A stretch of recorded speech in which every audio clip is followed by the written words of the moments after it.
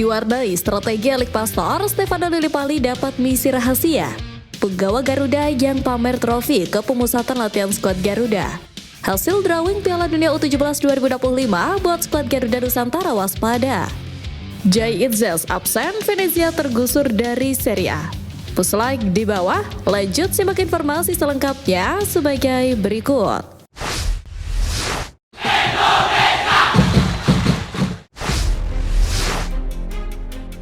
Hasil drawing Piala Dunia U17 2025 buat skuad Garuda Nusantara waspada.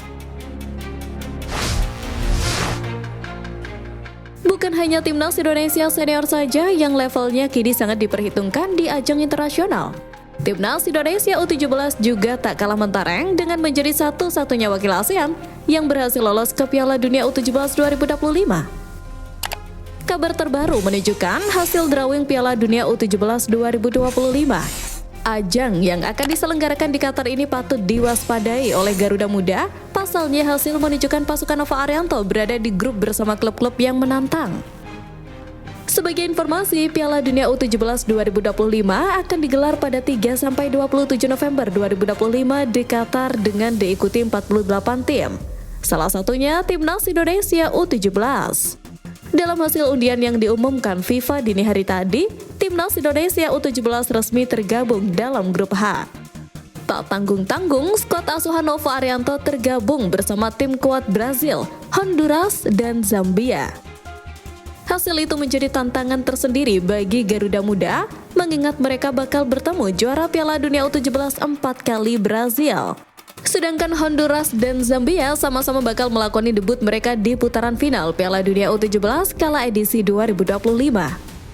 Piala Dunia U17 2025 menerapkan format baru dengan penambahan jumlah peserta dari 24 menjadi 48 tim. Ke-48 tim bakal berlaga dalam rangkaian pertandingan yang dipusatkan di 8 stadion modern di Kompleks Aspire Zone Doha, Qatar sebelum partai final digelar di Stadion Internasional Khalifa. Pelatih Nova Arianto yang turut hadir dalam proses drawing tersebut menyebut baik hasil undian itu. Meski demikian, Nova tak menampik perjuangan anak asuhnya di grup ini tidak akan mudah. Sosok asal Semarang itu juga memberi perhatian khusus pada Brazil yang dinilainya sebagai lawan terberat di grup H.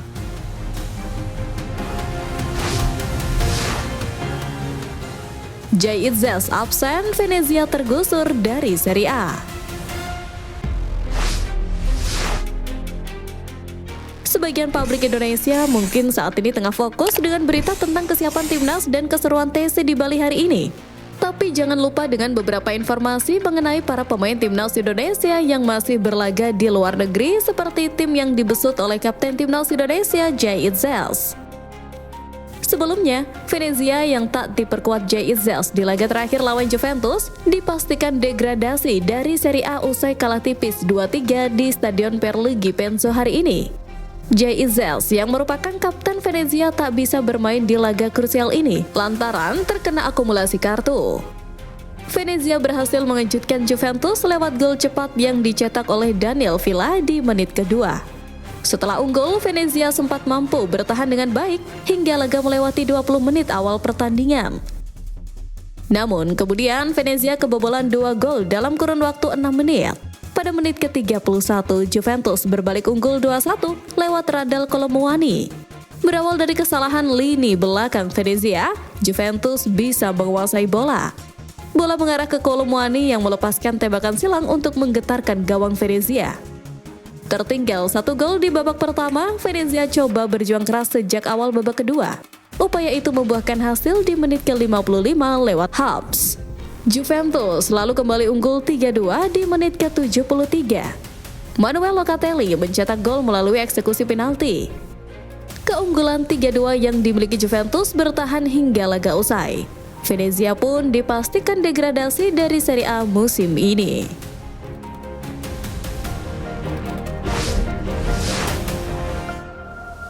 Penggawa Garuda yang pamer trofi ke pemusatan latihan skuad Garuda. Hari ini Timnas Indonesia sekali lagi akan bertarung hebat memperebutkan poin maksimal demi ke panggung bergengsi Piala Dunia. Dan tepat hari ini pula, pemusatan latihan Timnas Indonesia digelar bersama seluruh pemain Timnas Indonesia yang telah menyelesaikan tugasnya bersama klub masing-masing. Tes skuad Garuda kali ini kembali tanpa kontribusi pemain Persib Bandung sebagai juara Liga Indonesia. Walau tanpa Persib sebagai pemilik gelar juara Liga 1, skuad Garuda tetap diwarnai oleh pemilik gelar dari pemain abroad. Tak tanggung-tanggung, ada 3 pemain Timnas Indonesia yang berhasil membawa gelar ketika bergabung dengan TC. 3 pemain yang berhasil membawa gelar juara adalah Jordi Amat bersama Johar Darul Ta'zim, Dean James bersama Go Ahead Eagles, dan Kevin Dix bersama FC Copenhagen. Jordi Amat menyelesaikan musim yang indah bersama klub asal Malaysia Johar Darul Ta'zim. Sepanjang musim 2024-2025, JDT berhasil membawa treble sebagai juara Liga Super Malaysia, Piala Malaysia, dan Piala Liga Malaysia. Sementara itu, ada Dean James, di mana klubnya Go Ahead Eagles berhasil membawa trofi Piala KNVB. Membawa tim lolos sampai ke babak final, Dean James sempat absen di laga final karena cedera hamstring. Walau tanpa Dean James, Go Ahead Eagles berhasil mengalahkan AS Alkmaar lewat adu penalti. Terbaru, ada Kevin Dix yang berhasil menutup karirnya bersama FC Copenhagen dengan membawa gelar juara Liga Denmark. Didera cedera hamstring, Kevin Dix sempat absen dalam babak Championship Superliga. Sampai akhirnya dia tampil di laga terakhir dengan membawa kemenangan 3-0 atas North Zealand. Bahkan, Kevin Dix berkontribusi atas 1 gol untuk FC Copenhagen.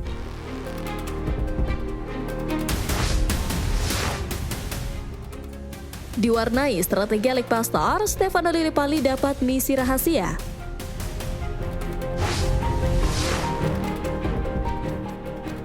Di sela-sela pemusatan latihan perdana Timnas Indonesia jelang laga kontra Cina, kejutan datang di Pulau Dewata. Digelar di markas Mega Bali United yang dipimpin langsung oleh Patrick Kluivert, sorotan utama justru mengarah ke sosok Stefano Lillipali. Sebelumnya, pelatih asal Belanda itu tampak serius menggarap fondasi taktik skuad Garuda. Namun, momen tak biasa kala gelandang serang milik Borneo FC itu tak hanya kembali ke pangkuan timnas tetapi langsung mendapat tugas rahasia dari asisten pelatih Alik Pastor. Tugas itu bukan sekedar adaptasi biasa melainkan misi khusus, mengejar kebugaran maksimal demi menyamai intensitas fisik rekan setimnya.